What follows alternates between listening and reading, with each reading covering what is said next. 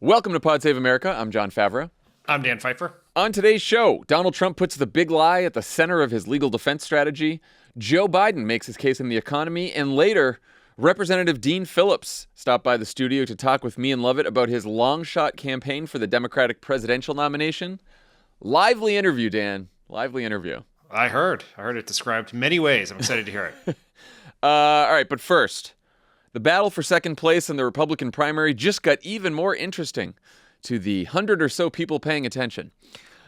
Nikki Haley has nabbed the endorsement of billionaire Charles Koch's Americans for Prosperity Action. The Koch network's political arm spent $500 million in 2020, and they're now making a last-ditch effort to help Republicans move on from Trump by backing Haley with a huge ad campaign and thousands of field organizers.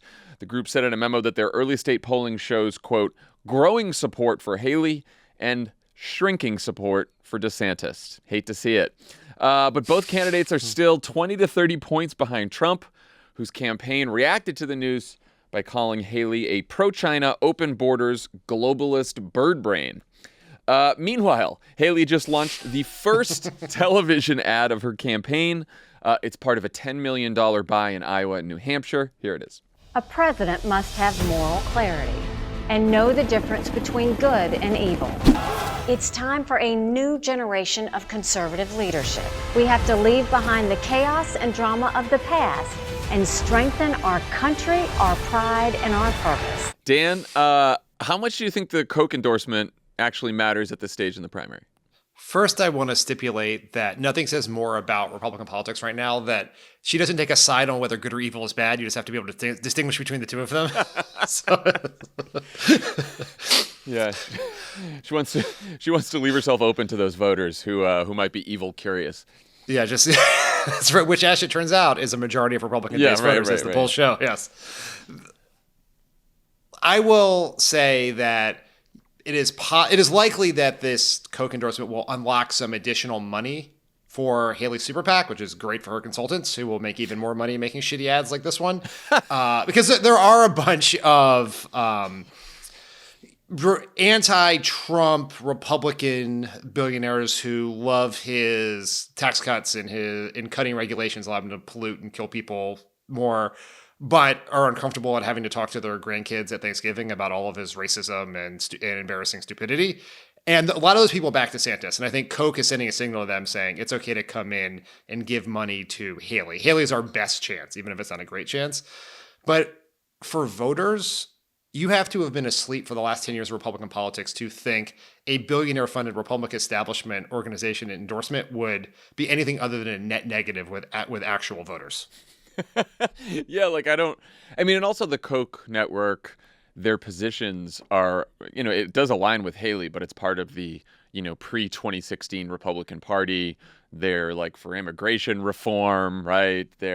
And so it's just, they don't really represent the MAGA movement in any way. And by that, I mean what voters who like Donald Trump really care about is not really aligned with the Koch network. But you're right. She's going to have a bunch of money now. And I think it means more in terms of the race for second place than anything else, because it just shows more people, more money people are moving away from Ron DeSantis. And I do think she's now consolidating the anti-Trump part of the Republican Party, which again is a third of the voters and probably a bunch of the donors. One more note on the Koch network is they have been opposing Trump and Trumpism and Trump candidates since 2015. How's that working for them? I mean, good for them for trying, but yeah, it's not going that well. I'd rather them be doing that than backing Donald Trump. But beyond that, so what's your strategy if you're Nikki Haley's campaign right now? Are you focusing on Trump, DeSantis, both? What did you think of that ad? I know it's not your cup of tea, but what do you think about the message there?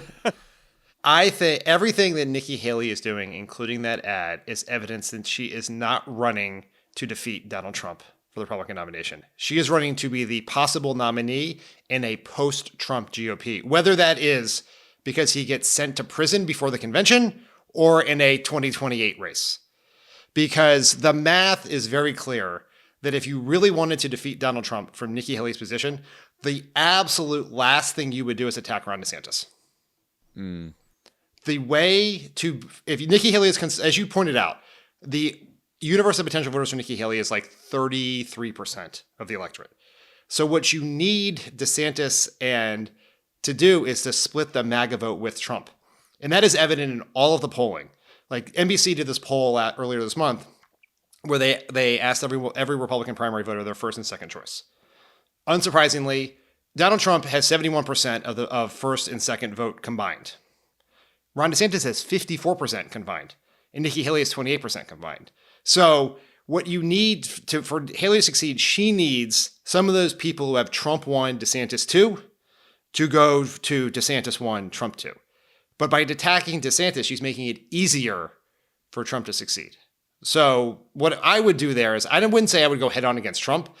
I would run better versions of this ad. I would try to make myself seem more electable without saying Trump's unelectable. I would try to consolidate that 33% and then potentially have my now super well-funded super PAC run ads attacking DeSantis from the left, saying he's been too tough on immigrants.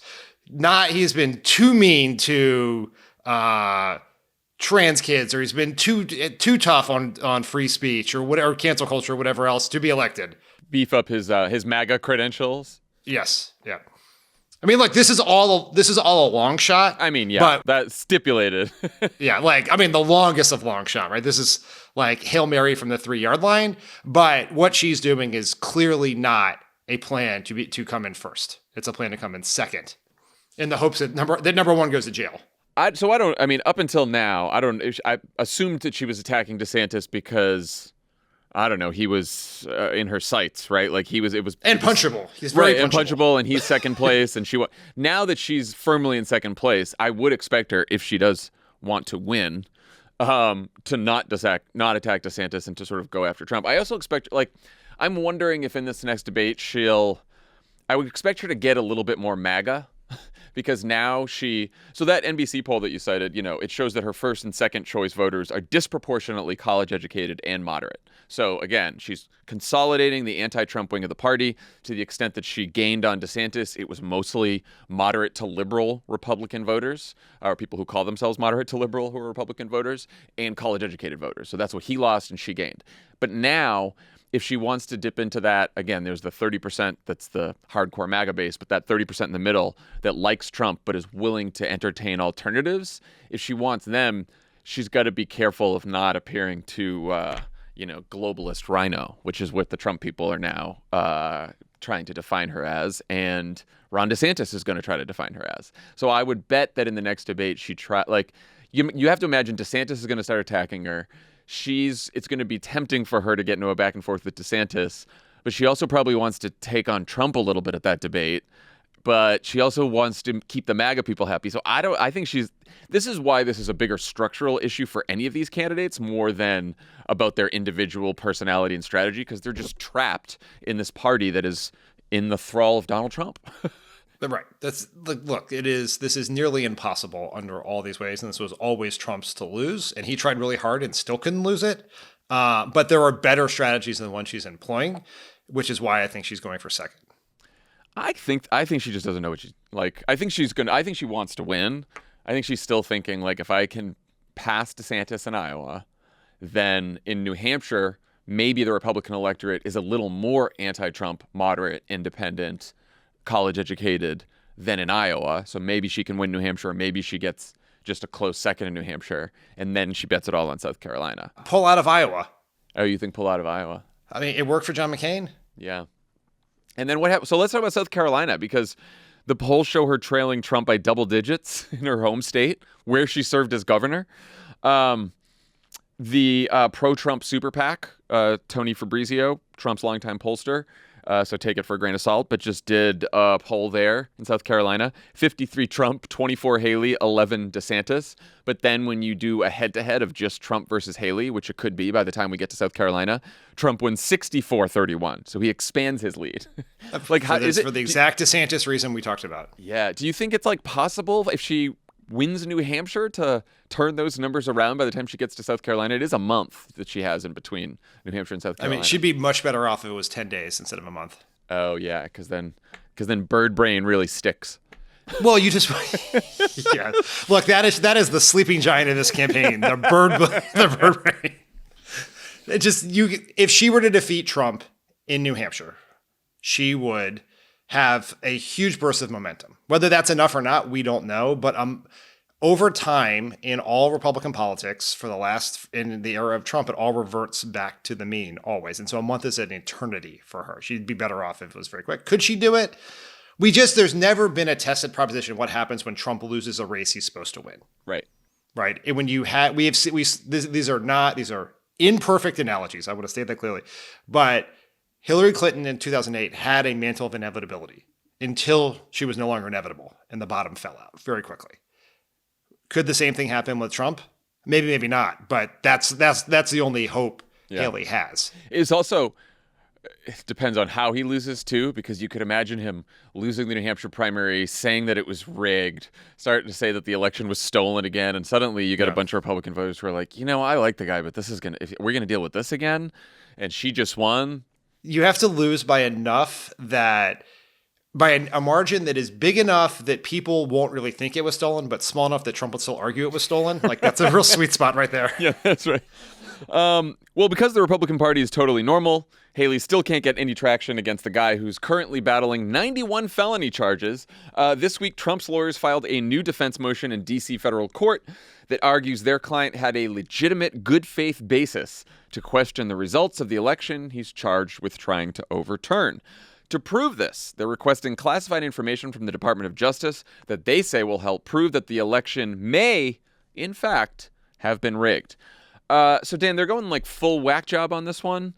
They're saying maybe the deep state did it. Maybe there was foreign interference. Ironic. They bring up Hunter Biden's case in this filing. They bring up Mike Pence taking classified documents in that case because they're basically saying, Mike Pence's testimony that is incredibly damning to Donald Trump, which they are guessing it is, and the reports have suggested that as well, that maybe Mike Pence just lied to investigators because he was trying to curry favor with the DOJ so they wouldn't charge him with the classified documents. That's the bank shot they're taking on Mike Pence. I certainly can't speak to the wisdom of this legal strategy, though I do have my doubts. But what do you think about this? Do you have your doubts? Well, we can talk about that. What do you think about this as a political strategy? As you know, I'm someone who often swims in the dark end of the pool when it comes to optimism. And nothing has made me more hopeful about 2024 than this article. Really? The idea that Donald Trump would use the most high-profile moment of this campaign, because it's arguable that the handful of days of Donald Trump's January 6th trial, were it to happen on schedule, would be as big a news event as the convention speeches and the debates. And that he would use that to argue his insane election conspiracy theory, which is a net negative for him with the overall electorate, is such a gift for Democrats, I can hardly take it. Don't you think that everyone already knows that Trump is an election denier and that it's sort of baked into his approval ratings? And yes, the trial will remind them of that, but either way, the trial was going to remind them of that because the whole trial is about him trying to overturn the election and denying what happened? I mean, there are two ways that this is argued, right? One is that they can't convict him and he didn't really try to overturn the election. The other one is, I tried to overturn the election because the election was stolen, and here's all my crazy ideas for why the election was stolen, which is what they're essentially saying they're going to do. And then there's one of other two theories of the overall election. One is people have a great memory of what it's like to have Donald Trump as president. They have not forgotten it. They have then compared it to what they think of Joe Biden as president. They've decided they now like Trump more than ever before. Or there is some sort of amnesia, just it's, absence has made the heart grow slightly fonder among some segment of the electorate. If that's the case, this is a great reminder of why everyone turned on Trump. And so I think that matters a lot. And the polling on this is very clear, right? In that New York Times poll that everyone loves to hate, they actually ran this very smart experiment. Not me, Dan. You know how much I love the New York Times polls. Are you? I saw someone use this one. I'm a Slack. Are you a conehead? You're a conehead. Not being sarcastic. You know how I feel about them. They're great polls. I know. They're not infallible, Yes, okay. but they're some of the best there is. Yes, I am also a conehead. Put that in the merch store, people. But they ran this experiment where they tested a generic anti-Trump Democrat against two versions of Republican. One who said the election was stolen, and one who said that we should move on from the election was won fair and square, and we should move on from 2020. That latter one, the one who accepted the election results, did 12 points better than the election denying Republican. And so Trump is somewhat unique in this. He's not a generic Republican, but anytime he's talking about the election being stolen is good for Democrats. There is a little bit of nuance to the legal strategy that I think is worth talking about when you sort of dig through the filing. What they're trying to persuade the jury of is not necessarily that the election was definitely stolen, but that Trump at least had reason to question all the people working for him and all the people in the federal government who told him it wasn't stolen. And they're going to allege political bias. And so they are doing what Trump always likes to do, which is just like fuzz up the truth so people don't know what to believe and tell the jury, look, I'm sure they'll say to the jury, you don't have to think that the election was stolen to think that Donald Trump is innocent of what they're charging him. All he was trying to do is say that there were reasons to question the results, and he just wanted to continue questioning them right up to the last minute because he genuinely thought from X report or this report that, there was going to be foreign interference or this or that there might be a chance that it was stolen. And we can all move on from the fact that the election happened and Joe Biden's the president, but at least he had the reason, at least he had good reason to question what happened. That is a theory. I'm not sure that's a legal theory. It doesn't comport with the law, which does not. If you erroneously think the bank has $10,000 of your money, you can't go to the bank and steal it. Correct. Right. Correct. So it runs into some speed. Like, yes, I do not believe at the end of the day, a man who very much does not want to go to jail is going to have his lawyers go up there and instead of trying to find real ways to defend him, just present, have the cyber ninjas testify, right? I think that's going to be what happens here. The ghost of Hugo Chavez. Yes. I don't think it's not going to be that funny, but if the thrust of it is the election was really stolen, because Trump may insist they make some part of that case, even if it's just sort of on top of the other legal theories. That is from a political perspective. Like I said, we can't speak to the legal part, although we'd be willing to if people would take it seriously. Is different than the federal government is persecuting me because of my political views. Right. And that's what that's the political strategy too. And part of the legal strategy here is going to be they are persecuting me for my political views. They know damn well that there was reason to question the election results, but it was all a conspiracy by the deep state and the Biden administration, blah, blah, blah, blah, blah. That's all they want. That's the political strategy. And it's also the other part of the legal strategy here is, remember, they're asking for a bunch of classified information. And so if a judge granted that, they could slow it down. Right. And I don't think presumably she won't grant this crazy request, but maybe then they appeal it. And the whole game here is to delay, because they know they have now successfully done that in his classified documents case in Florida, thanks to Judge Cannon. Although there was some interesting news on that. ABC reported yesterday that a Trump attorney told prosecutors that she warned him, quote, "It's going to be a crime if he refused to comply with the subpoena for the classified documents," and he said he understood. He is so lucky that he has Judge Cannon in that case, because that to me, again, not a lawyer, but is the most like legally open and shut case of all of them. Oh, for sure. Like, hey, you're sent a subpoena. You have to comply. Otherwise, you go to jail. Lawyer tells client. Client says, I get it. No, I'm not complying. Yeah, and also, like, you can't take classified done. documents out of the White House, and you take classified documents out of the White House, and they find them in your possession. You're done. God, I hope she does. I mean, we don't know when that trial's going to end up. We know it's going to probably be pushed from May, but I don't know. Maybe we have September. Maybe right around the debates. Maybe it's in our 2025 plan. We don't know. Trump also launched a national campaign ad this week attacking President Biden on the Afghanistan withdrawal. Let's take a listen. As commander-in-chief, he always had his soldiers' backs, was always there to support them and their families. He kept his promise to keep them out of endless wars and to never forget about them after they served. America learned having a weak leader can tragically lead to American deaths, which is why America needs strength now more than ever. So I have to admit, when I heard the first couple lines of that ad, I almost started laughing just because I thought it was like a parody, because it was like the service members know that Donald Trump has always had their back. It's like the guy who attacked Gold Star families, who said he didn't want to be photographed with wounded veterans because he was uncomfortable, who attacked John McCain both when he was alive and after he died. And attacked specifically his service. I mean, it's ridiculous. But obviously there was a reason to air that, and it was partly because of, I guess, the Biden part of it. But what did you think of that ad? I think it is one of the least subtle, most explicit, and probably effective ads I've seen in a while. It is Donald Trump believes he is going to win this race on strength versus weakness. That is that is how he thinks about everything in life, right? It is power dynamics, and this is largely, sorry Elijah, an audio medium still, and so most people didn't see the ad. But one of the things is Biden falling, tripping up the stairs of Air Force One, right? This has been the strategy for years now. Yeah. Checking his watch. That is an Easter egg for the true MAGA heads.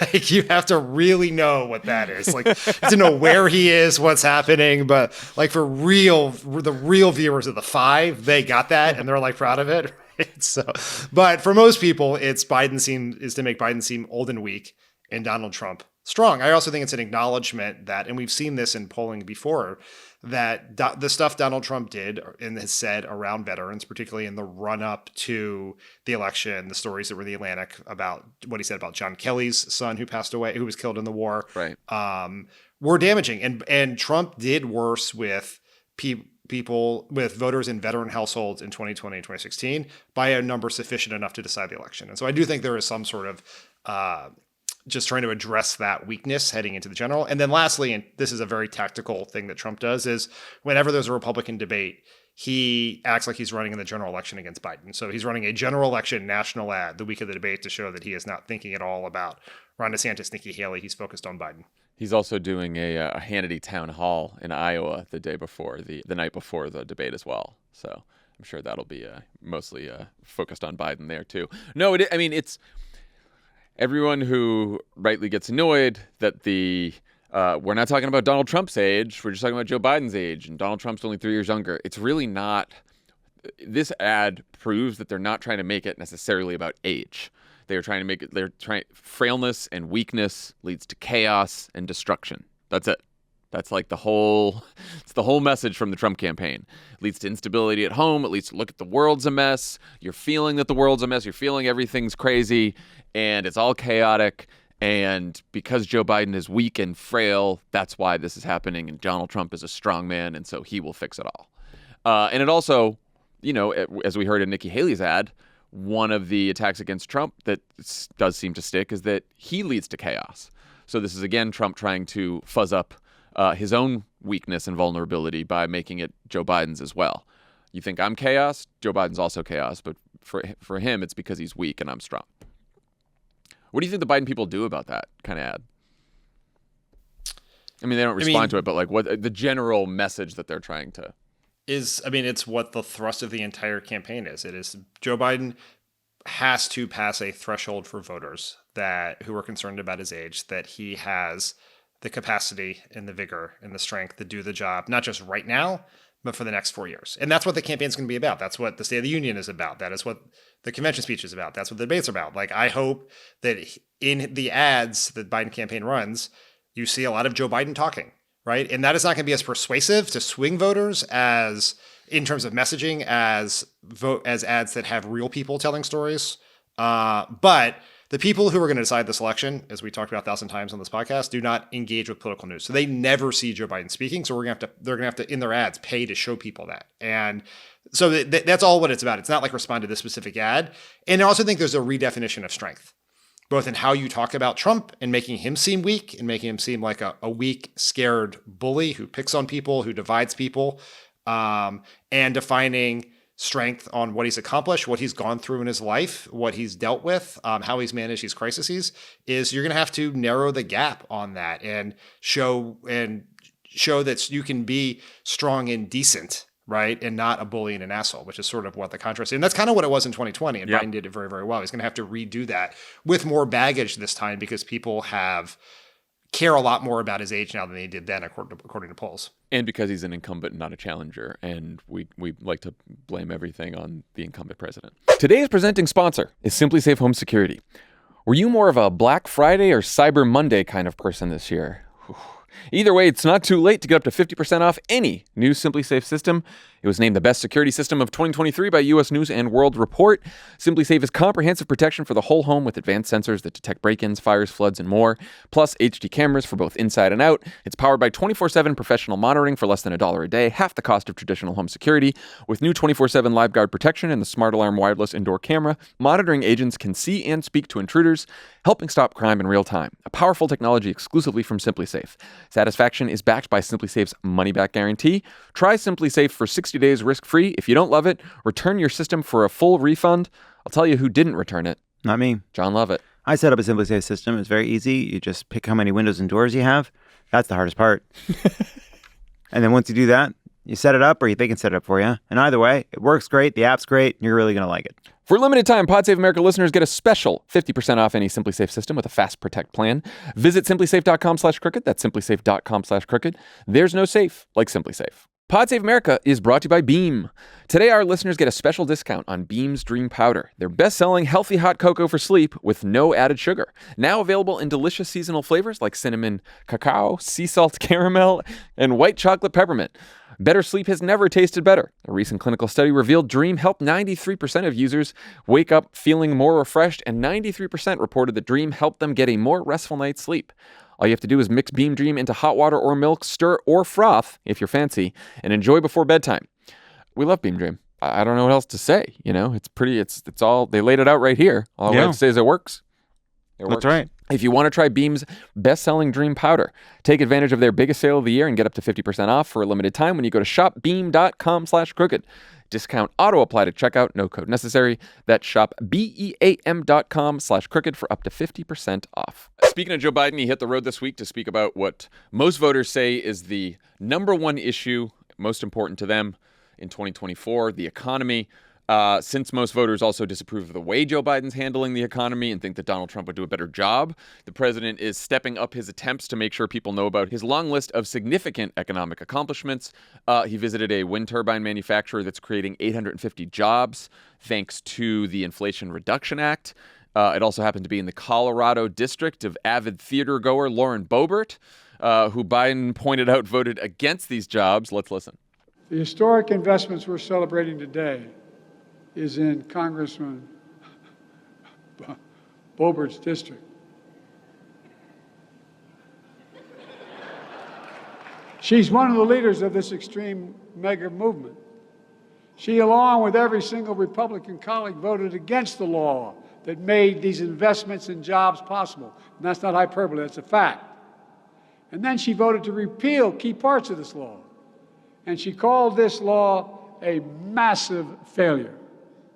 You all know you're part of a massive failure? Tell that to the 850 Colorados that get new jobs in Pueblo and see us win thanks to this law. Across Colorado, Xcel Energy is investing $1.7 billion to improve the state's electric grid. And folks, none of that sounds like a massive failure to me. How about you? He always needs like the first couple seconds to sort of warm up in those. Like by the end, he's sounding like, you know, he's like pounding the fist. It sounded like he's fighting at the beginning. It's always like, come on, get there. Honestly, me too. Same as this podcast. Sometimes I just have to have some conversations with Hallie right before this just to kind of get the windpipe moving first. You guys do PSA warm up in your house? That's right. So earlier in the week, Biden also went after corporations for using inflation as an excuse to price gouge, which, as you know, is one of my favorite things to do, despite all the nerds. Price gouging? No, attacking corporations for this. Despite all the fucking nerds who were like, oh, it's not the price gouging that's leading to inflation that we had to deal with. Anyway, not to Not to get I into just that. can't believe that this is like the third podcast in a row. You've somehow turned this into a classic jocks versus nerds battle where you somehow think we're not also nerds. Like never been a jock in my life. Anyway, what did you make of both those events? I think I love the price gouging argument. Me too. Right. Let's put there. We do not have to have a epistemological argument about the origins of inflation, but it is very important. Like one of our advantages, and there aren't that many advantages right now for Democrats in the economy, is that Republicans is seen as being more corporate friendly than Democrats. And voters are very suspicious of corporations. So we should lean into that. And this is one way to do that. You don't have to say that price gouging is and Joe Biden does not, because he has very able economic staff who would never let him do this. Nerds, if you will, who would let him do this, say that that's the sole reason. But price gouging is clearly happening because the prices went up, the costs of the materials and labor have gone down, but the price the consumers are paying has not gone down. And so they're profiteering off of this initial rise in good. So I think that is very good. There is some tension, I think, in the messaging here, which is I love going to Lauren Boebert's district. That is the right thing to do because that is going to just get more attention from the media than if you went to some other district, right? Some member of Congress no one had ever heard of. And getting attention has to be job number one for every single thing Biden does. There is a little bit of look at all we've done here, which I think is at tension with also acknowledging that people aren't super happy with the way things are. So you have to then make the turn. And there was a little bit of this in the remarks, but it wasn't in the sound bites that got picked up, is we did these things. Here's what's going to come next if we have 4 more years. And all this stuff's going to be taken away if the other people get elected, right? That contrast has to be inherent in all of this. Yes. Well, the Washington Post had a piece. We're going to talk about this on offline this week as well. Have me on because I could talk about this piece for a year. I have so many thoughts on this. I'm talking to Jeff Stein tomorrow. What is today? Thursday. I'm talking to him tomorrow. I got a bone to pick with Jeff Stein. Oh about God, this are one. you one of those people? Did you? Anyway, one of those people who think that everyone would be entirely happy with their personal financial situation if they didn't watch TikTok. Those people. You're one of those other people. That's not what the piece says. I know. I'm just teasing. But anyway, Jeff Stein is great. Jeff Stein is great. Yeah, no, and they got unfairly maligned for this piece. Anyway, basically for people who are like, what are they talking about? The piece is about how there's this viral TikTok about the fact that there's a $16 McDonald's order. And if you look at TikTok and you look at social media, there is just all of this real negative information about the economy. And some senior Democrats and folks in the White House and economists are saying that the reason that people are upset about the economy is because the vibes are bad. And the vibes are bad because of the way that the media covers it, what's on social media, etc. There's a lot of other economists in the piece and other people who are like, no, the economy, people are feeling like the economy is bad because even though there are great economic statistics on GDP growth and consumer spending and all the rest, and inflation has come down, blah, blah, blah, prices are still high. The cost of living is still high for people, particularly if you're trying to buy a house, rent an apartment. All of these things are weighing on most people in this country, and that is very real. So that's the piece. And then it also reports that Biden's team has been debating whether they should still try to sell his economic accomplishments or focus on drawing contrast with Trump and Republicans. I just don't think this is a debate. I mean, I don't know Say why. more, John. And someone said, I guess it wasn't someone in the White House. It was a Democratic strategist, of course, who has been talking to the White House. But they were like, why would we keep banging our head against the wall, doing the same thing and expecting a different result? And I agree. Like, it's just, you cannot just keep selling the people are not going to be like, oh, God, the CHIPS Act. Of course. Supply chains. Oh, the supply chains have been fixed. Of course. The contrasts are the best. And he's at his best when he's talking about the contrasts. And I realize that some of these are official events, but like, hey, guess what? The campaign has started. And Donald Trump's probably going to be the nominee. 98% sure of that. And therefore, we got to start doing more events and have more messaging that's about, like you just said, the difference between Democrats and Republicans. And I think that they'll probably will, but I would make the entire State of the Union except for the foreign policy part you got to do. I would make most of the State of the Union about an agenda focused on bringing down the cost of living. Introduce bills if you have to, hold events, say that it would pass with the Democratic House. You can say that the economy is growing, inflation is coming down, but costs are still too high because we have Republicans who would rather let rich tax cheats off the hook than bring costs down for most families. And here's all the reasons why. They want another corporate tax cut. Trump wants to get rid of the Affordable Care Act. They want to gut Medicare and Social Security. Here's what we want to do. Here's my agenda to bring costs down for people paying for college, for people trying to buy a house, for people trying to rent an apartment, for people trying to care for their children. This is my agenda, and this is their agenda. And you just do it like over and over and over again. Yeah, I agree. So 3 pieces of general advice for Democrats on this. 1, we do have to meet people where they are on the economy. Mm-hmm. Look, I know that we're in this very binary debate where it's either the economy is great and people would only realize it if TikTok and CNN would tell more positive stories about the economy, or those things don't matter. And the truth, what I think, and I think was the actual point of the original Jeff Stein, Taylor Lorenz piece that has generated so much controversy, is what's happening in social media and in the news is making the problem of the economy worse, but it's not the problem. The problem is that people have real economic anxiety having to do with the fact that they feel like their paychecks are not going far enough to make ends meet because costs of things, particularly like groceries, are up. And it's very elitist to think that if people would just get off TikTok, they would all of a sudden understand that their bank account is great.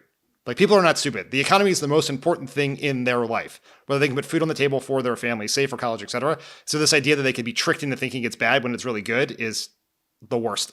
Just the worst impulses of like Beltway political consultant thinking. Second, stop saying the word inflation. Yeah. It means nothing to anyone. Don't go around saying inflation is down. People do not understand that inflation is the rate of increase.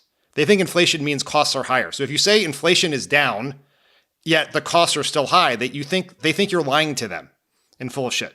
So we need to reframe our agenda around, as you said, a series of things that lower costs and raise wages, right? Lower costs, higher wages. Like, that should be the centerpiece of the whole thing. That should be what is in the State of the Union. That should be what we talk about. We should frame the Republican agenda, which you can very credibly do, as something that would raise costs. Cost you more. Cost you more. It will cost you more. One of the first things they would do is repeal the Inflation Reduction Act, which would mean that Medicare can no longer negotiate prescription drugs. The price of insulin will go up. They're going to give huge tax cuts to the corporations, or they're going to turn around and give it to wealthy investors, and they're going to raise your costs again. They oppose the minimum wage. They oppose allowing workers to organize. Like, that's the agenda we have to assign to them. And for Biden, again, when people are like, well, then why haven't you done that the last 4 years? Send me a Democratic House. Send me Democratic senators, and we will pass this agenda. Send me just do it that way. And this is the short term. Like, you are right. Like, does it make sense right now for Joe Biden to go out and attack Donald Trump every single event every day? Event. No, but it's also impossible to do when you're president because of the Hatch Act. And so what do you do instead? You pick a big fight with the Republican House, embodied by Mike Johnson, a deeply controversial, largely unpopular figure if people get to know him, that wants to shut down the government to do things that will raise your costs, right? They want to cut Medicare, all those things. Like, you have a foil. Go use that foil until the moment you can dedicate all of your time to Donald Trump. Contrast at every moment. If someone asks you how the economy is, you answer by saying how Republicans will make it worse. Yeah. And I don't think that Biden has to necessarily win on the question of who will handle the economy better, Trump or Biden, right? We know that Obama won re-election in 2012, even though exit polls said people by a few points thought Mitt Romney would be better at handling the economy, but Obama still won. But I think he does need to win in terms of questions like who's on your side, Donald Trump or Joe Biden, who's fighting for you, Donald Trump or Joe Biden, who's fighting for the middle class, Donald Trump or Joe Biden. Joe Biden wins on those questions, he has a much better shot at winning the election. There's this sort of school of thought running around that because Democrats outperformed in the midterms in 2023, despite a bad economy, that the same thing will happen in 2024. And that is just, there is no precedent for that in history. Yep. Reason number one is people do not think they're senators in charge of the economy. They may take their anger out on the party in charge if they're unhappy with the economy, but there were not people sitting there going, man, worried about inflation. Is John Fetterman going to go vote for the right thing or Dr. Oz? They just don't. That's not how they think about the Senate and the House in any way, shape, or form. That is how they think about the president. And once again, for you coneheads out there, in that New York Times poll, they asked people, what's more important? Social issues? Like specifically they listed guns, democracy, and abortion. And they asked the question that way so that people on both sides would think about it, right? Because if you could be a right-wing person who cares about guns and abortion, right? Or economic issues like jobs, costs, etc. Economic issues won by a huge margin. And by a much larger margin among people who did not vote in 2022. That's the key. Because I'm sure if you did that with the 2022 electorate or people who showed up in special elections, you'd find Democrats caring more about abortion and democracy because these are highly college-educated voters who are probably doing well, by and large. And they think about politics all the time, and so they think about the other stuff. This has been true for a long time, but if you are looking at a sliding scale of political engagement, the less engaged voters tend to be with political news, like whether they watch cable news, whether they listen to podcasts like this, how much they think about politics, do they vote in midterms, do they vote in primaries. So the less engaged they are, the more economically concerned they are, right, compared to the other issues. That has been true for a very long time, and it's particularly true in the moment we're currently in. All right, 2 quick housekeeping notes before we go to break. Hysteria's Aaron Ryan sat down with our pal Chrissy Teigen to talk about her personal journey with abortion, the impact of abortion bans, and the importance of reproductive health advocacy. It's a fantastic conversation with Aaron and Chrissy. You can watch the full conversation on Hysteria's YouTube page. And also, Pod Save America is down to our last 2 live shows of the year. We'll be in El Cajon on December 7th with co-host Sam Sanders, and San Jose on December 13th with co-host Adisu Demesi. Grab your tickets at cricket.com/events. When we come back, Lovett and I talk to Minnesota Representative and Democratic presidential candidate Dean Phillips. Pod Save America is brought to you by Policy Genius.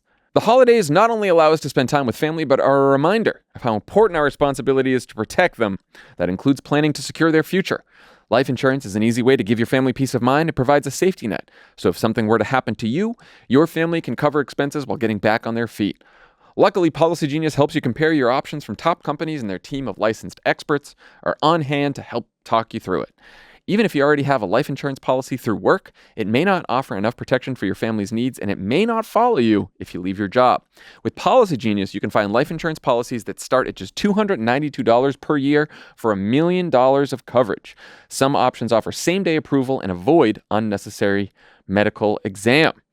That sounds good to me. Doesn't it sound good to you guys? Sure does. Sounds great.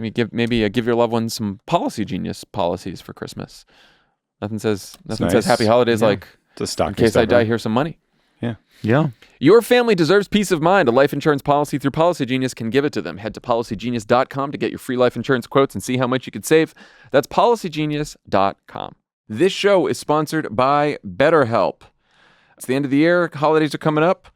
Some people love holidays. Some people, they struggle with the holiday blues. It's the therapist busy season. The therapist busy season. It's natural to feel some sadness or anxiety around this time of year, but adding something new and positive to your life can counteract some of those feelings. Therapy can be a bright spot amid all the stress and change, something to look forward to make you feel grounded, and to give you the tools to manage everything going on. If you're thinking of starting therapy, give BetterHelp a try. It's entirely online, designed to be convenient, flexible, and suited to your schedule. Just fill out a brief questionnaire to get matched with a licensed therapist, and switch therapists anytime for no additional charge. Everyone should get to therapy if you haven't tried therapy yet, and BetterHelp makes it affordable, and you can just do it over your computer so you don't have to go someplace in person. Everybody needs therapy. It's better than your grandpa yelling at you like, I fought at the Battle of the Bulge. That's one of the things you might be talking about in therapy. Talk to someone. Even as we get older, even your version of a grandpa is getting too old. Battle of We're running out of Battle of the Bulge grandpas. I know, it's impressive. It's the last of the Battle of the Bulge grandpas. I'm proud of him. Fewer and far between. Hypothetically, if he exists. More maybe a Caisson. That's true. Right? Find your bright spot this season with BetterHelp. Visit BetterHelp.com/PSA today to get 10% off your first month. That's BetterHelp, HELP.com/PSA. Joining me and Lovett in the studio today, he's represented Minnesota's 3rd District since 2019 and is currently running for president in the Democratic primary against incumbent Joe Biden. Representative Dean Phillips, welcome to the pod. Good morning, guys. Good to be with you. So, just want to start by saying I completely share your anxiety about a Biden-Trump race. I do not dismiss the polls. And I'm not sold on the argument that a primary challenge would necessarily weaken Biden in a general, or the argument that Joe Biden is the only person in the country who could beat Donald Trump. But you have always been very complimentary and supportive of Joe Biden and his agenda. You voted with him 100% of the time. So is the only reason you're running because you're worried about the polls, and otherwise you're basically like a 54-year-old Joe Biden?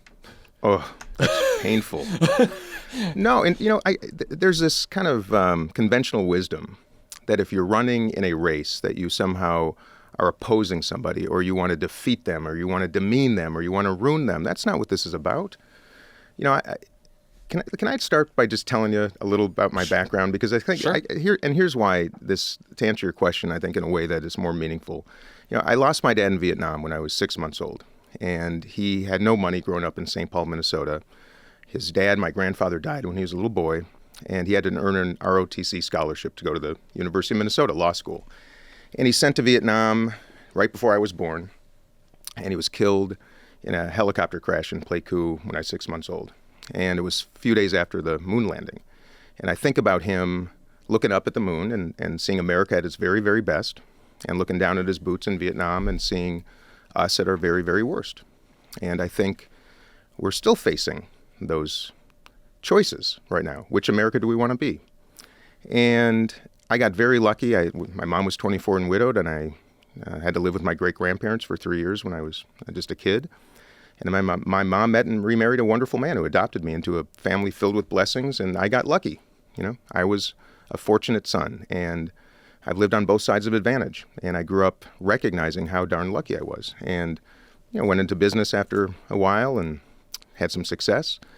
In 2016, I'm watching the election, just like you guys and the whole country.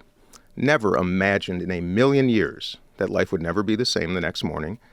And it was. And I woke up the next morning to my daughter crying in her bedroom. And she had just recovered from Hodgkin's lymphoma. And she's a gay woman. I didn't know that at the time. And she was crying. She was in fear. And I did not ever expect in this country, as a dad to those daughters of mine, that I'd see my daughter so afraid to be an American. And I sat at the breakfast table that morning, and I promised them I would do something. And I ran for Congress.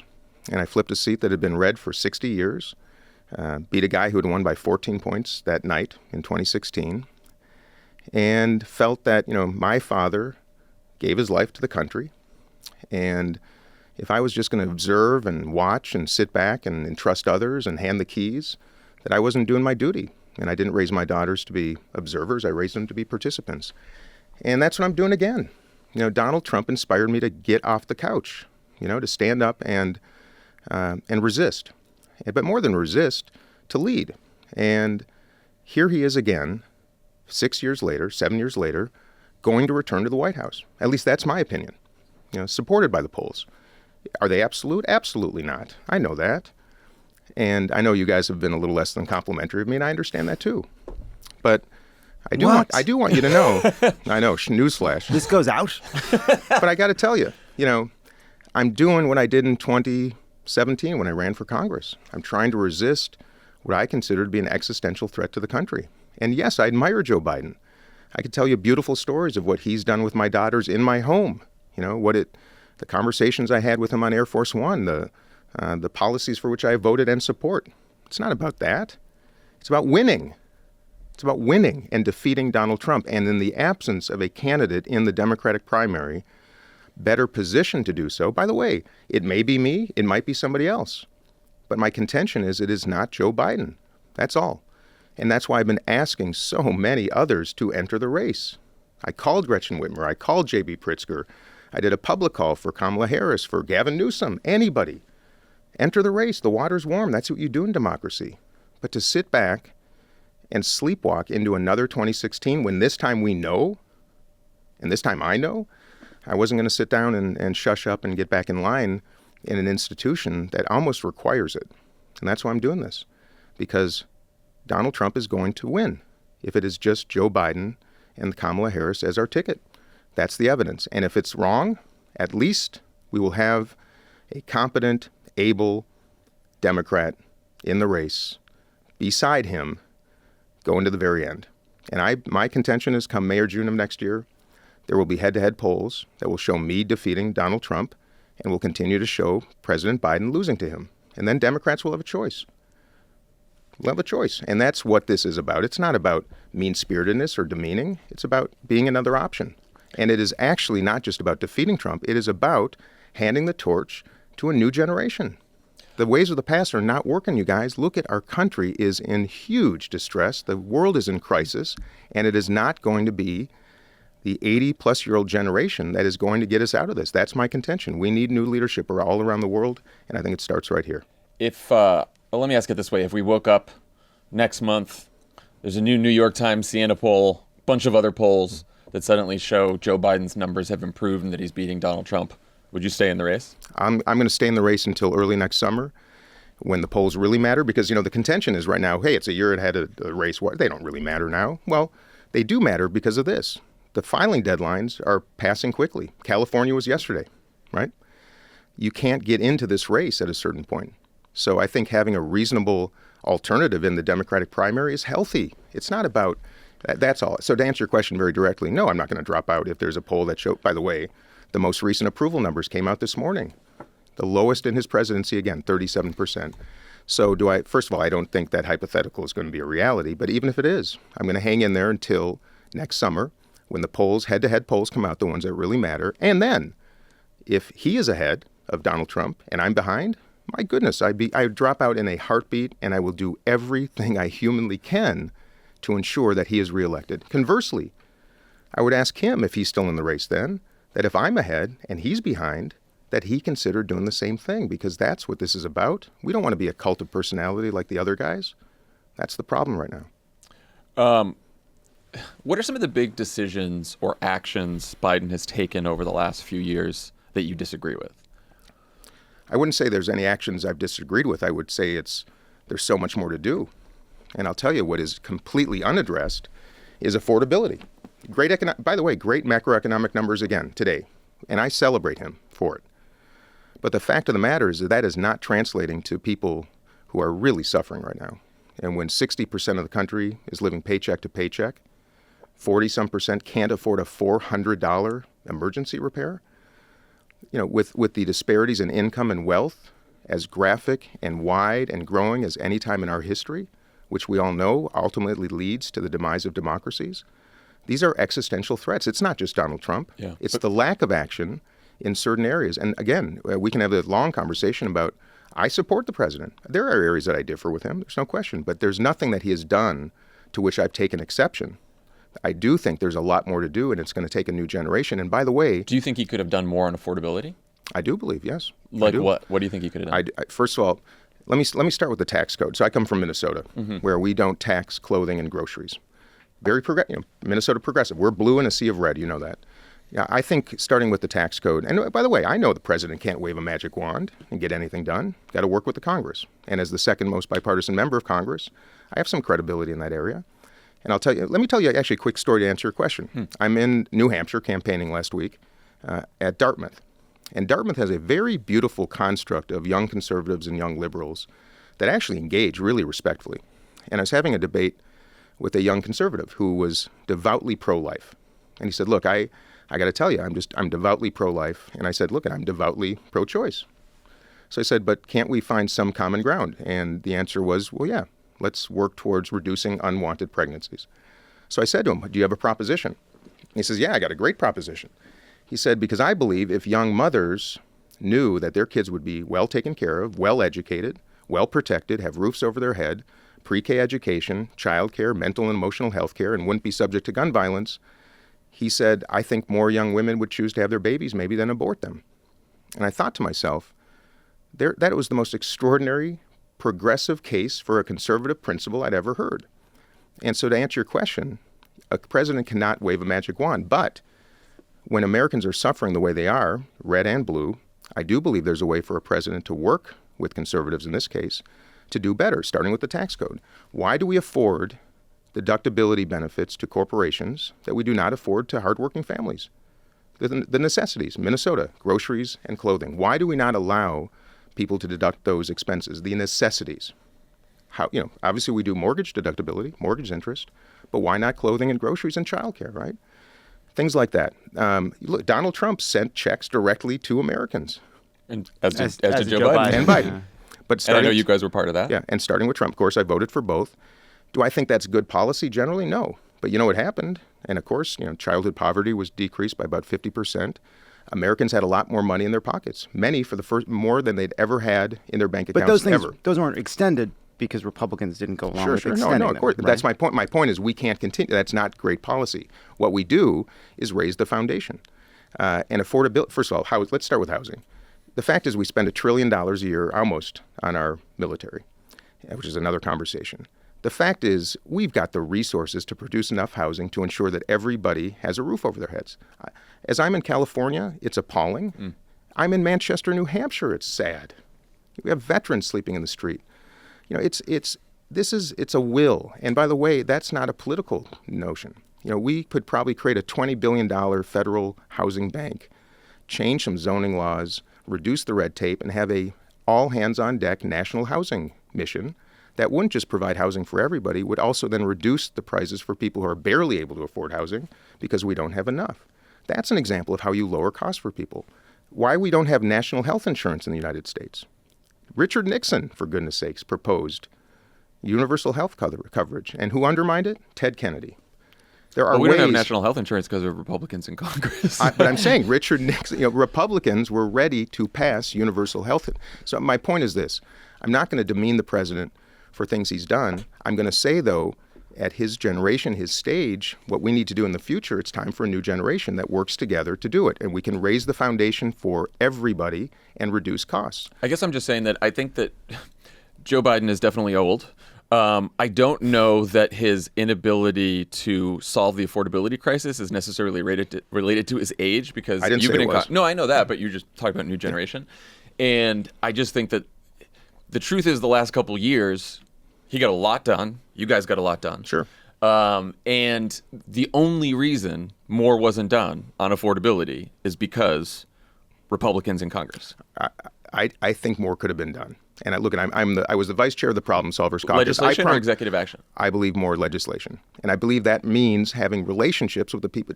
Joe Biden was a good member of the Senate. He had good relationships. This is 20 years ago, of course. There are people in Congress, I can count a dozen of them right now in the Problem Solvers Caucus, that want to solve these problems. Politics gets in the way. I'm not saying I've got the magic wand myself. What I'm saying is there are people in the next generation that will attack these problems in a different manner that I've worked with already on many of the initiatives, by the way, that we helped Biden pass. Dusty Johnson, for example. I worked very closely with him on some of the COVID relief packages. I found that we could work together beautifully if people pushed us together. We could have a long conversation, by the way, about the powers that be in Washington that keep us separate by design so we don't challenge the power structures. I'm not here. This is an issue of winning, you guys. This is not an issue of policy. It's not an issue of principles. It is an issue of winning right now, primarily. But that's why I've been sort of. How is he going to win? I've been consuming. Well, we can get back to that. I've been consuming a lot of Dean Phillips content, and here's what I think is confusing. Oh, we don't have too much yet. So no, I feel like I got a good sample. But you talk about this need to pass the torch, and you want. There's all these problems that we could solve if we could just come together. Even, you told Scott Galloway, what is the motivating thing for you? It's loss and gratitude, which is exactly what I think. It was remarkable because Joe Biden as a candidate also motivated by loss and gratitude. You talk about the need for bipartisanship. I find it hard to argue you could have a more bipartisan figure than Joe Biden, someone who ran, who said to restore the soul of the country, and who has, despite a recalcitrant and radical Republican turn, gotten things like the CHIPS bill done, gotten an infrastructure bill done, goes to Kentucky with Mitch McConnell, tries to model best practices for how to talk to people. One of the reasons you voted with him 100% of the time is because you were able to vote for a bunch of bipartisan proposals. So if you want to talk about winning and say, hey, we need somebody younger, and we need somebody who won't have as bad a polls, fine. But I feel like you're searching for a policy case, because the next question after why are you running is where do you differ from Joe Biden? Let me start then. Let me answer the question. First of all, you're doing exactly what the Biden administration is doing right now. We're talking about the past. Great accomplishments, you guys. Wonderful accomplishments. I voted for the infrastructure bill. Frankly, I don't think it would have gotten passed without the Problem Solvers Caucus. Chip's bill, Gina Raimondo, extraordinary work. The way she worked Congress, you guys, she should be running for president right now. I mean that sincerely. I've seen people in action who know how to do this stuff, period. I'm proud of that work. This is not about that. That's the past. I'm talking about the future. But when you talk about leadership, is there a Republican in the White House at that cabinet table?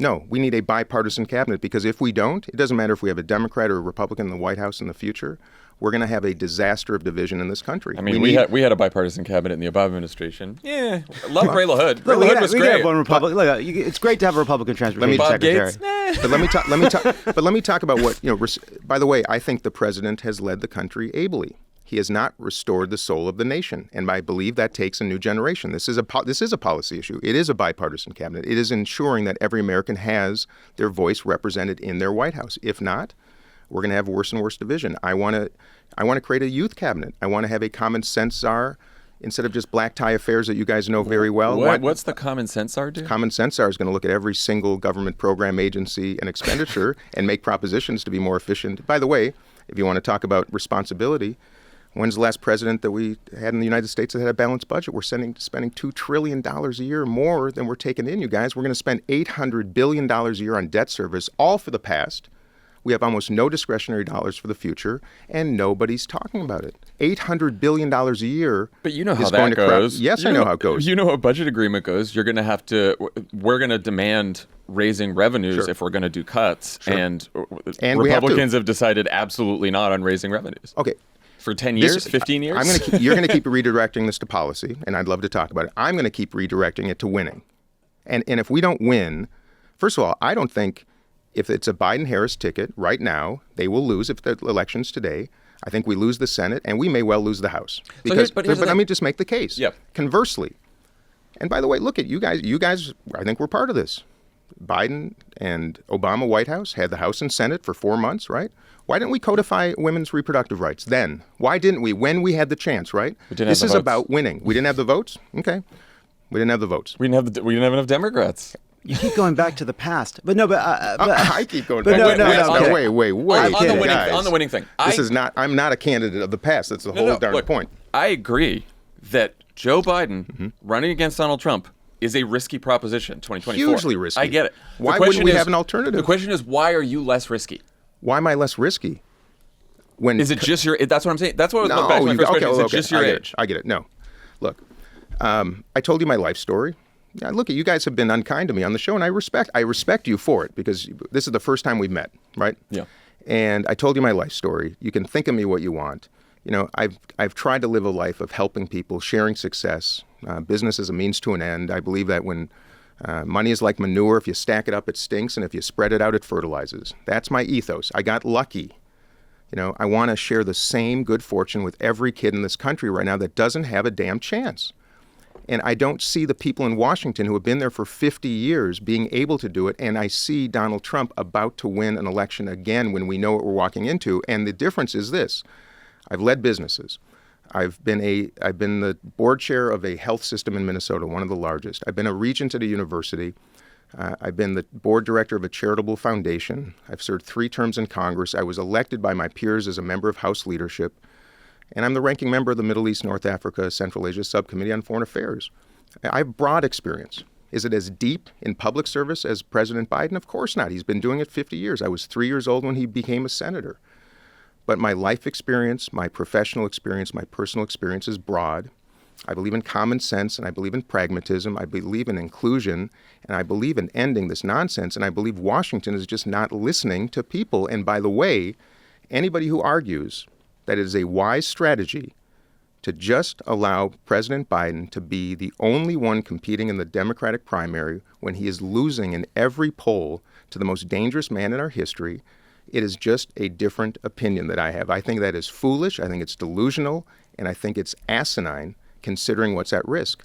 I don't know why there's so much consternation about practicing democracy. It's as simple as that. You know, we don't have consternation about that. No, I mean, then what's the consternation? Well, here's you're the guy to do it. Well, that's it. that's the issue. That's why we're here. The water's warm, you about guys. Where's everybody? Let me Why ask you won't they about jump it. in? Well, and by the way, I don't know. I don't know either. And by the way, like, I do think that it is honorable to me that you're absolutely right. Ton of people in private talking about how worried they are. They think Joe Biden seems like he's too old. And then in public, they haven't gotten behind you or behind anybody. Sure. There's a lot of governors who you've talked to who you thought should have gotten in that didn't get in. And you're out here doing it. You're making this argument. You think it's important to have that conversation.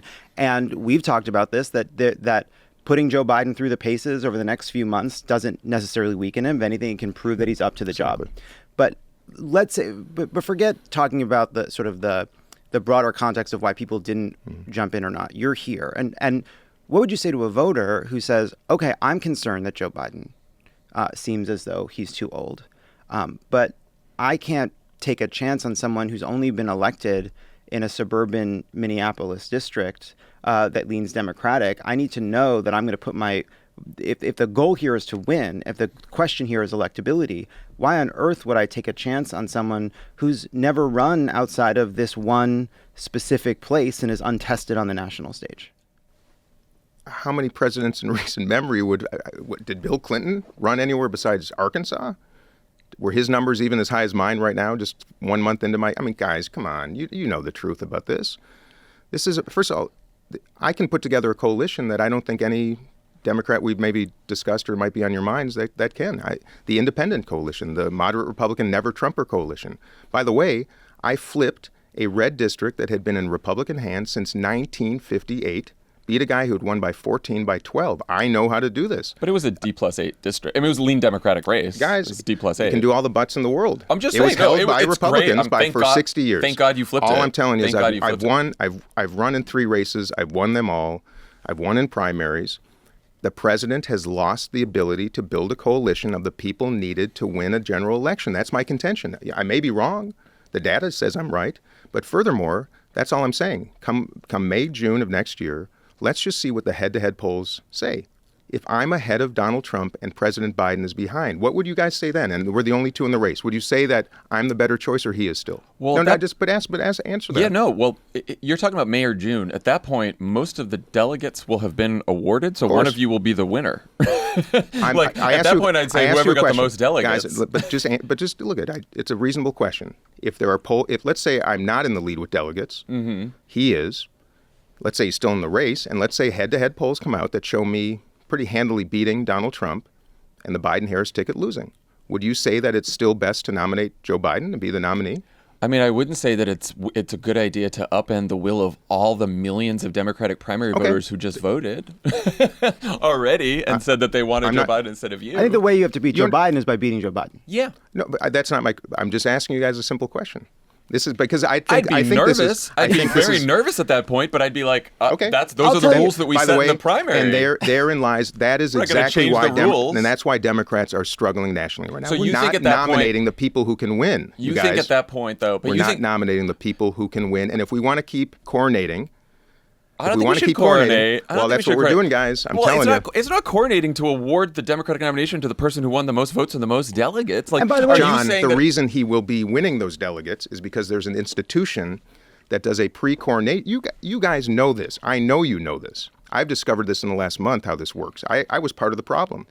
You guys know how this works. How does it work? You know how it works. There are people that want to pre-coordinate, that hand the keys, if you will. It was true in 2008. Thank goodness Barack Obama entered, and thank goodness we ran against these guys. Yeah. Thank you. But we spent a year. We spent a year figuring out the rules in every single state to make sure that we could win the delegates and not just tell people, guys, I think Barack Obama has a better chance of beating Republicans than Hillary Clinton, so go with him instead of the delegates. What I'm hearing from you guys is that I should have just sat down and stood in line and just let this happen. No, and that's fine. And I respect it. If that's how you feel, I totally respect that. I think we got to practice because democracy. We're talking to you. Yeah. We're here because we want to hear from you. We want to hear your case. And if Joe Biden was here, we'd be like, hey, man, how are you going to win? Well, good luck getting him in front of the press. I know. You guys. Maybe you can talk to him and get him here. I know. Guys, this is not a place I expected to be. It's not a place I had anticipated. I put together a presidential campaign 2 weeks before I announced, and I've been at it for a month.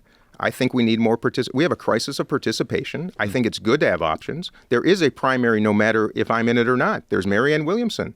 Doesn't get any attention, right? There is going to be a primary. And if something happened to Joe Biden in the next number of months, the only other candidate in the race who would accrue delegates is Marianne Williamson. That's just the truth. Why should we not, especially for a man his age, actuarially alone, why would we not have another candidate who's able and competent and prepared? That's all. I think it's good, but I think it's great to have another candidate. What we're trying to ask you is, you have this, and you know this, you have this monumental challenge. Sure. Which is to try to beat a sitting president with and we can talk about the rule, right? I'm in this to beat the last president, who is an unmitigated disaster for America that our current president will not beat. Every single poll is saying the same thing. It could change, and if it does, I will be the first. If he is better positioned come next summer, no matter what the delegates say right now, if he's better positioned, I will get behind him 100%. I campaigned for him last time. He has been in my house for a fundraiser that I held for the man in 2011. Yeah, no. I mean, guys, this is not adversarial. This is existential. And that is why I'm running. Yeah, and by the way, you keep coming back to saying there should be a race. We want why would there not be a race? You're here. You're in it. We're just talking about why you should win. But we're not saying you should drop out today. We're not saying no one. I'm just curious about the strategy. Yeah, we just want to understand how you're going to win. Telling you again.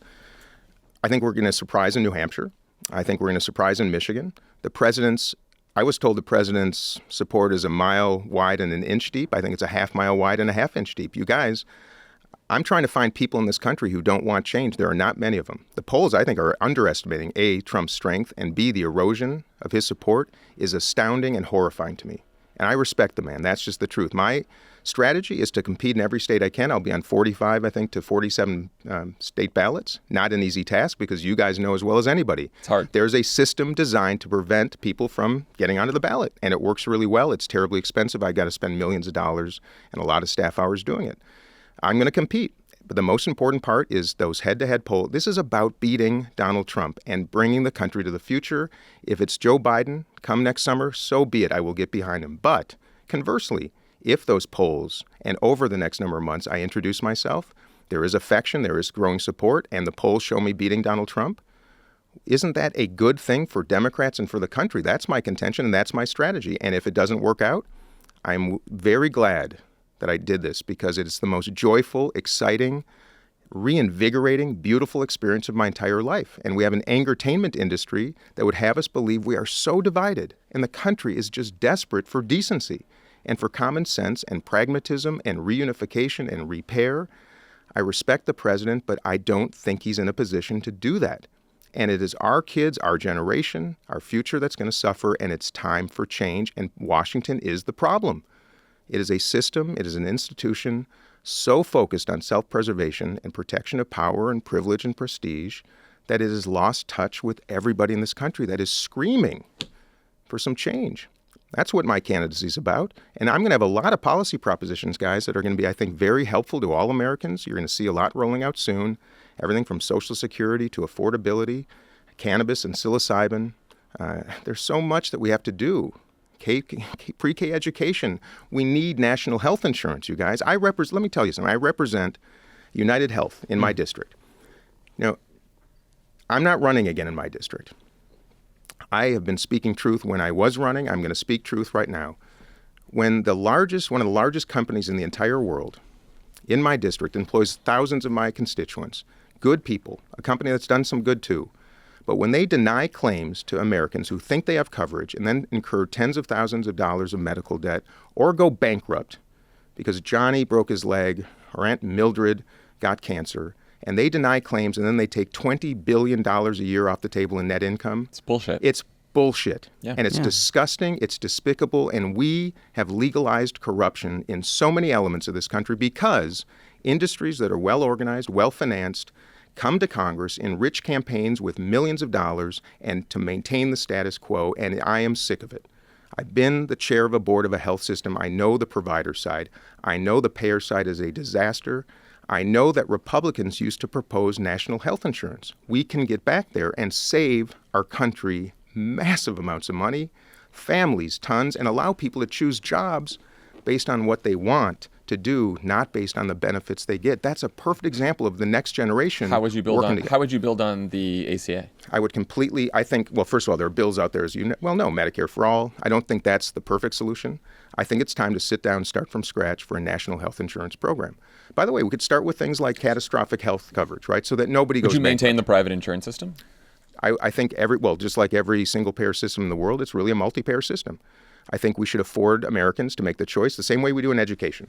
You want to send your kids to private school, parochial school, charter school, great. We should make sure the public system is as robust and well-financed and something like public option, Medicare buy-in, Medicaid buy-in. Well, I used to be a proponent of the public option because I thought if you give Americans the choice and they choose it and they like it, eventually it'll just take care of itself. I still think that's a possibility, but pragmatism would suggest you got to go with what works. If that's where we got to start, let's start there. I would like to see at least a state test a comprehensive statewide policy. I think states are great laboratories. I'm a sponsor of a bill that would allow that because I think we have to start on a more localized basis, testing things like UBI, testing things like national or, in this case, statewide health insurance. Let's see how it works, work out the kinks, do it on a bipartisan basis. There are people willing to do that.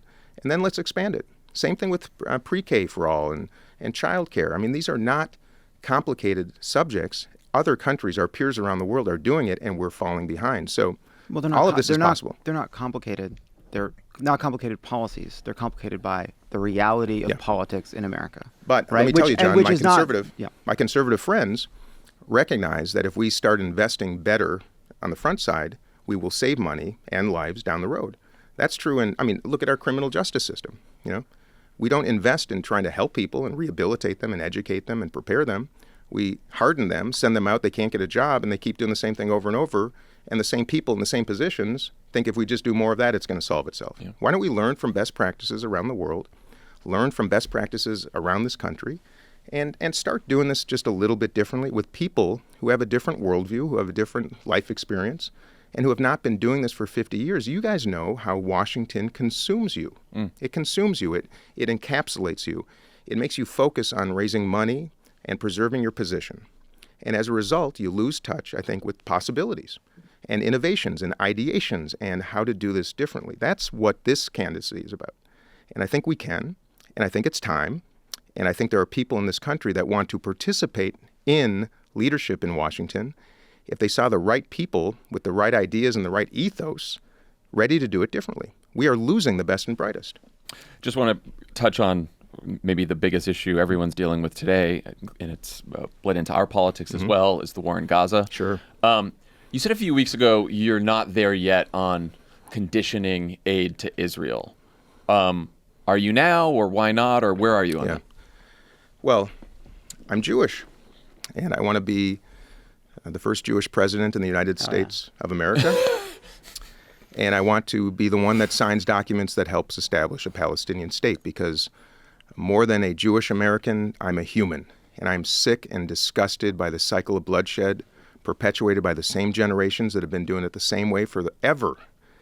And what I saw on October 7th was the most horrifying, despicable acts of violence against human beings I've seen in my lifetime, the worst pogrom against Jewish people since the Holocaust. Yeah.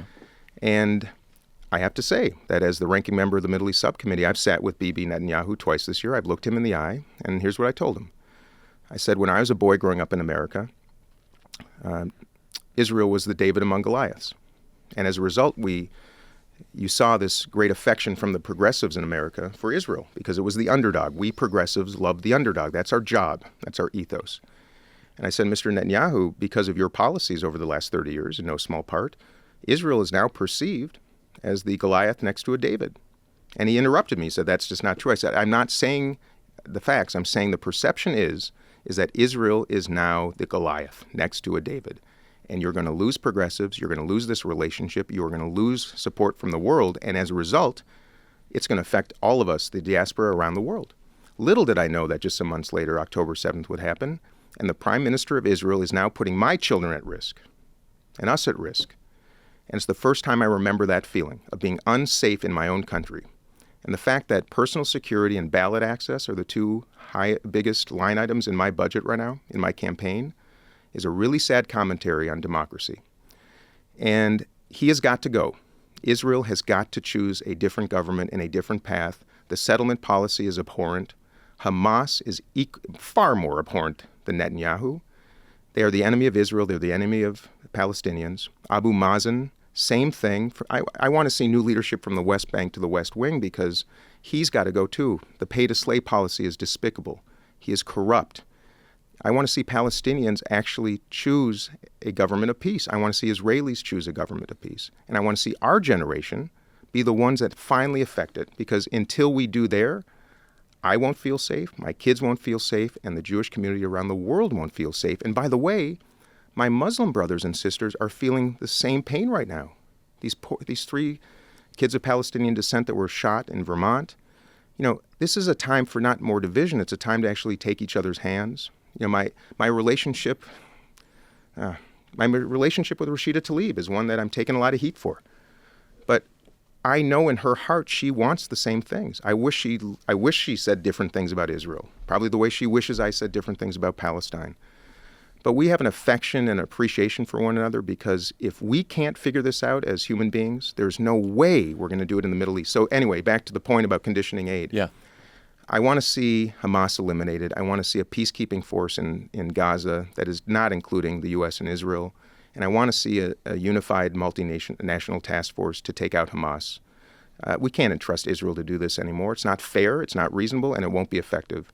I think the Gulf states have to step up. I think we should also be conditioning aid to Egypt, which we are to some degree, but not enough. And at some point, if Netanyahu continues and the policies continue that actually affect peace in the Middle East, and more importantly, if they start affecting Americans, which it is, then yes, at some point we have to condition aid. I'm not there yet, but yes, the answer is I want to represent the United States of America. My job is to get hostages out of Gaza. We have 9 Americans still sitting there, and my job is to keep Americans safe. We are becoming unsafe because I believe of the circumstances half a world away. So why not? We condition aid to just about every country that we send aid to, except Israel. Why not? We have a supplemental request coming up that you're going to vote on. Why not say this aid is conditioned on Israel not committing human rights violations, which is just a law that we abide by anyway? Anyway, exactly. It's already there. No more settler violence, right? Yep. We don't want American weapons in the hands of settlers. There's been some reports that's up. Yep. And a 2-state solution, as you want, because Bibi just yesterday is telling right-wing members of his government, I'm the only one who's going to prevent a 2-state solution. So why not condition this next tranche of aid on those? Because Israel has an acute need for support right now as the only Jewish majority nation in the world. There are 200 majority Christian nations. There are 150 or so majority Muslim nations. There is one Jewish majority nation in the world. And look, when those boats fleeing the Holocaust came to America, 80 years ago, if we had accepted them in the beginning, I might say, you know what? There's another place that Jews can always take refuge in, the United States of America. But the fact of the matter is, as of right now, I think there's only one, and that's Israel. And I'm growing concerned about our nation and its hospitality towards the other. That's true of Muslims and Jews and people of all colors and races and backgrounds and countries of origin. And I think our aid to Israel should continue, and I think Israelis have to make a choice soon for a whole new direction, the same way I think the United States has to. We're going to be in some desperate times if we continue down these same paths, guys. And I think this is a metaphor for not just change in the U.S., but also change around the world. It's true for the Iranians who do not want their regime in place. It's true for poor North Koreans. China's going to be facing a crisis of extraordinary proportions economically that will almost beg for change in that country as well, not to mention a post-Putin Russia with a brain drain and a failed nation. There will be a crisis if a new generation doesn't rise, and it has to start in Israel, and I'm confident it will. And but to your point, yes. But you don't want to use, but even though you recognize, and as someone who supports Israel, believes in Israel's not only right to exist, but it's important to exist, you believe that for Israel's own security and safety, it needs to make certain changes. Yes, it has to. And yet the U.S. should not use its power and its aid as a means to extract those changes by making the aid conditional. You would like to give them the money and then put the pressure on separately. I don't really understand that. Well, I believe that they have an acute need. It's not dissimilar from Ukraine right now. And in an acute need, I don't think that's the time to start conditioning. Yes, do I care deeply about the loss of innocent lives on both sides of this horrible conflict? Yes. Can I stand seeing Gazan babies killed? No, it's horrifying. And I'm sick of it. and I'm disgusted by Hamas. And frankly, I'm deeply troubled by Benjamin Netanyahu. And I think he now has an incentive to continue this war, not to end it for reasons you guys surely know. And I do believe the United States should start using its levers of power economically, diplomatically, kinetically, in ways that we have not done so effectively for many, many, many years. So the question is, the focus is on Israel. We are supplying aid to countries all around the world who commit the most atrocious crimes against humanity, who are corrupt. And I do believe we need to comprehensively assess how we use our foreign aid dollars, not to mention military support, yes. But I don't think at this very moment we should condition the aid until we give Israelis a chance to choose a new path, and frankly, equally importantly, Palestinians. And that means investment in civil society. That means a all-hands-on-deck effort to provide security and safety for both Gazans and those who live in the West Bank. They've not had a chance to vote since 2006. There's a whole generation that has been raised without even the chance to choose their leadership.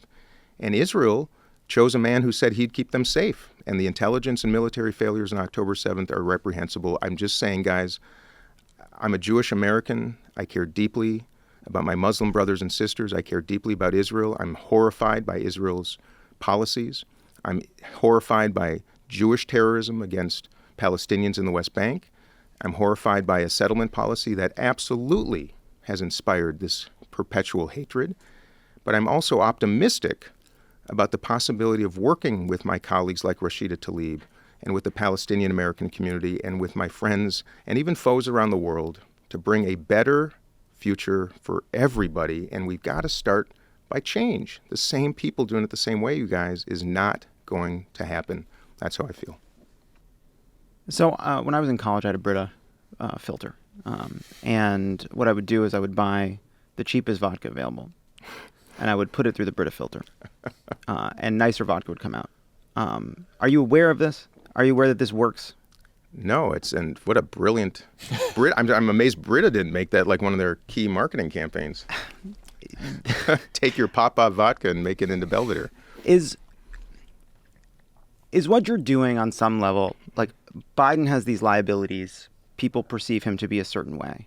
And what we need to do is find a way to change the brand. And you're trying to find a way to put a better brand on a lot of the kind of policies that Joe Biden would pursue. That's a really good point. The answer is yes. My background is in marketing. There's no question. And that's how I won an election in 2018 against all odds. That's how I intend to win this election. And most of all, yes, I'm so glad you brought it up. Democrats have to repackage. We have to rebuild a brand. What do we stand for?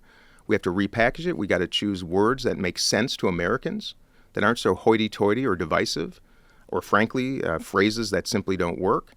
There is an opportunity, I believe, with packaging and articulation of key principles that, yes, can be invitational, not confrontational. Why is a good man who has accomplished so much losing to the most dangerous man in American history right now? Think about why. I mean, why? How is it another hour? How is it possible? How is it possible that Democrats right now are not easily winning national elections? How is it possible that we? I mean, we won the popular vote in the last however many elections now, and we won, but we won by 40. Joe Biden won by about 40,000 some votes, and you guys know this. No, of course. My point is this, guys. I mean, I believe in America more deeply than some do right now, and I believe that Trumpers are just waiting to be invited by a party that right now is offensive to them. Offensive to them, guys. Well, and by the way, I have a great deal of animus towards Donald Trump, and I was in the House chamber on January 6th when he subjected us, all of us, to the insurrection. I have animus towards him. I do not have animus towards most of those who support him. They're angry, like a lot of Democrats are angry right now, because they can't afford their lives. They feel unheard, mistreated, unappreciated.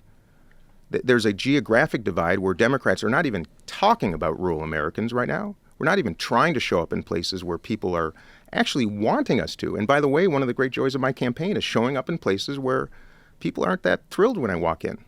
And by the time I leave, they're surprised. Why don't we do that? Why don't we repackage, re-promote, re-articulate, reimagine, be that great Democratic Party that is inclusive literally, not just in our verbalization? And I got to tell you, I think the root of this is money. I think that in Washington, when my members of Congress are spending 10,000 hours per week collectively raising money, who do we raise it from? the wealthy and well-connected. Who's not being addressed and listened to and approached? Everybody else. And as the only member of Congress who takes no PAC money and no lobbyist money, no member money, and doesn't have a leadership PAC, I find it hard to find colleagues to have dinner with in Washington because they're so busy going to PAC events, getting the white envelopes with the checks. And you've got tens of millions of Americans, Democrats and Republicans, saying, what the hell is going on here? Yeah. What the heck is going on? So this tough isn't to just pass about campaign finance reform, thanks to... It is. But I'm just saying that I'm understanding. Yeah. And look, guys, I was part of the problem for years. I was the supporter. I was the enabler. I was the believer in a system that is working against Americans. Ostensibly, the Democratic Party that should be promoting debate, promoting participation, not suppressing, is doing just the opposite, guys. I'm just telling you the truth, and I'm frustrated by it. I still have faith we can change it. But look at when you're disenfranchising New Hampshire voters, saying their delegates won't be seated, that's suppressing voters. When you make it almost impossible to get on the ballots in states, that's suppressing candidates. And when you say proactively there will be no debates in the Democratic primary, no matter who enters, that's suppressing conversation. That is dangerous. And to your point, yes, it's time for change. It's time to repackage. It's time to invite and use invitation instead of condemnation. It's not working. Do you think Joe Biden has an age perception problem? It seems to me, my sort of view of this from 30,000 feet is Joe Biden does seem very old, but by all accounts, he is an interlocutor in meetings who is strong. He is fully up to the job mentally and emotionally. On the other hand, Trump seems more energetic, but he's mentally and emotionally unfit. Mm-hmm. Do you agree with that assessment? I think that's a totally fair assessment. The sad truth is these images seem fully baked. By the way, how can you talk about President Biden's age and not talk about President Trump's age? It's ridiculous. Yet the media doesn't do it that way, of course. And yes, I've not seen evidence of the president's cognitive decline. The country is telling all of us that they do. And by the way, that is my whole point here, is I've been trying to help this administration. You know, my job on the House Democratic leadership team was to promote the president's agenda and help package it. And Bidenomics is an unmitigated disaster. You guys know this. We tried, it failed. But to your point, yes, my contention is that Americans' perception is going to make it impossible for him to win. And we can spend the next number of months talking about why or what he could do. But the fact of the matter is the numbers keep moving in the wrong direction. So that is exactly how I feel. And Donald Trump is cognitively ill-prepared. His character is appalling. He has no empathy. He's a narcissist. He's unable, incompetent, a weak human being, and cannot come anywhere near the White House. And we should mobilize to ensure we beat him, period. Whoever it is, like I said, I don't know if it's me. I'm sure as heck going to make my case. And right now, I don't see anybody else stepping up. Well, I'm here, and I'm going to be doing this as hard as I can to make that case. We need others in every position in this country right now to stop demeaning each other.